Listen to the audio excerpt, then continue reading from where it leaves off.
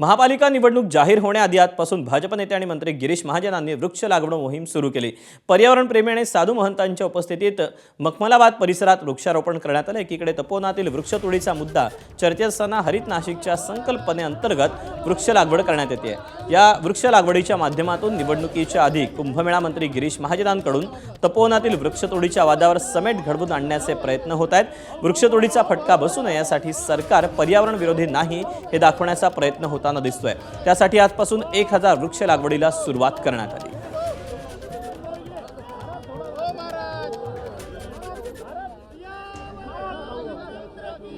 नाशिक शहरामध्ये आता आपण वृक्षारोपणाला सुरुवात केलेली आहे। वर्तमानपत्र असतील, दूरदर्शन असतील, सगळ्या चॅनलवर, नुसत्या राज्यातल्याच नाही तर देशामधल्या टीव्ही चॅनलवर एक चर्चेचा विषय या ठिकाणी आपल्या वृक्षांचा झालेला होता। 12 वर्षापूर्वी जेव्हा कुंभमेळा झाला त्यावेळेला जेवढ्या निवासाच्या व्यवस्था आमच्या साधू महंतांच्या तपोवनामध्ये होत्या तेवढ्याच व्यवस्था आम्ही या वेळेला करणार आहोत। मी सांगितलं एक सुद्धा रावटी आम्ही त्या ठिकाणी जास्त लावणार नाही।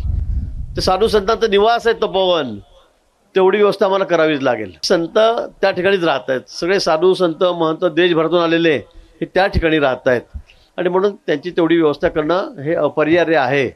आणि आम्ही त्यातही हे सांगितलं की आम्ही ही इथली झाडं जी या ठिकाणी काढू ती आम्ही लगेच त्याचं दुसऱ्या ठिकाणीच स्थलांतर करू, आम्ही रिप्लांटेशन आम्ही त्या ठिकाणी करू, तशी व्यवस्था पण आहे। गेल्या वेळी आम्ही जवळपास 1000 झाडं काढली होती, त्यातली 700 झाडं जगलेली आहेत, म्हणजे 70% 65% त्याचा सक्सेस त्या ठिकाणी आहे। एबीपी माझा, उघडा डोळे बघा नीट।